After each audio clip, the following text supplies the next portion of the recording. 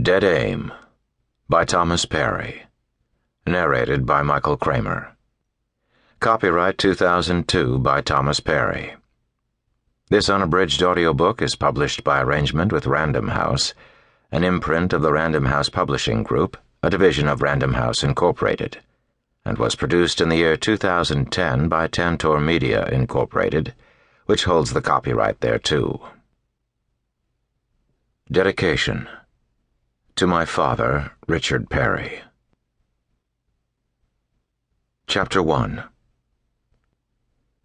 The shot was an explosion that spewed a shower of bright sparks from the pistol's muzzle into the darkness and kicked the barrel upward, but the arm of the shooter quickly straightened to level it again. The shooter fired the second and third shots into the lighted interior of the car, and the late-night silence returned. After a few seconds, crickets began to chirp tentatively again from nearby yards.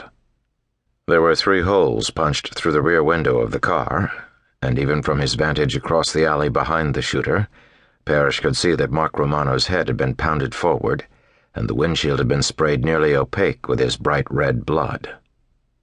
Parish watched as one of the women gently but firmly placed her arm around the shooter's left shoulder and took the gun from the right hand. The waiting escape car rolled up, and within a few heartbeats the shooter had been hustled into the back seat. Parish leaned in to speak softly to the driver. "Go ahead. We'll finish up here." The car moved off down the alley with its lights still out. Parish walked into the garage, stopped by the side of Romano's car, and bent to stare into the still-lighted interior at the bloody face to be sure there was no possibility of life. He reached across the body to the dashboard and took the remote control unit. He closed the car door, stepped out of the garage, and pushed the remote control button to bring the door down to cover the scene.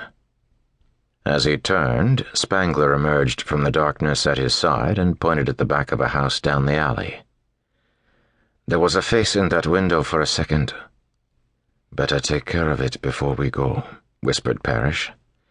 "They haven't had enough time to get the shooter out of the area."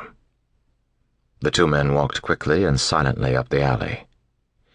They were both tall, but they moved toward the house with a surprising ability to blend into their surroundings, passing through each shadowy space beside the garages, moving along rows of garbage cans to make their shapes get lost to the eye among the many others in the dark alley.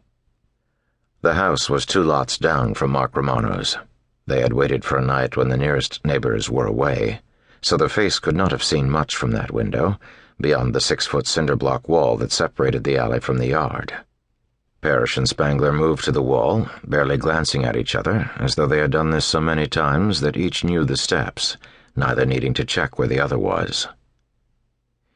In seconds, Parish was up and over the wall into the yard behind the house, and Spangler had made his way along the fence beside it.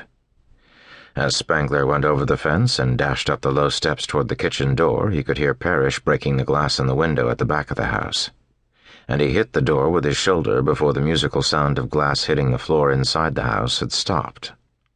The door flew inward, cracked into the wall, bounced, and swung back, but Spangler was already across the small kitchen, his gun drawn, slipping up the hallway toward the back bedroom at a run. He went low, held his pistol ahead of him, and stepped into the doorway. He saw a man in boxer shorts standing inside the room, leaning against the wall, both hands on an aluminum baseball bat, waiting for Parish to try to climb in through the broken window beside him. Spangler fired once into the man's chest as Parish fired twice through the window into the room. Spangler's head spun so he could see what Parish had shot.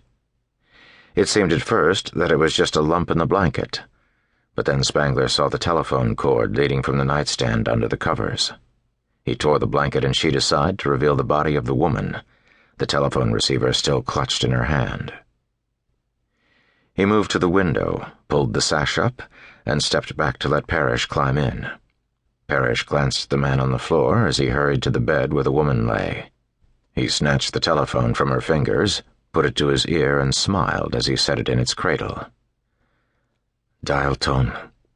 She hadn't gotten the call off yet. "Close, though," said Spangler.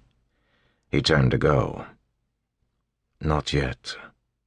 He nodded at the dead man below the window. "That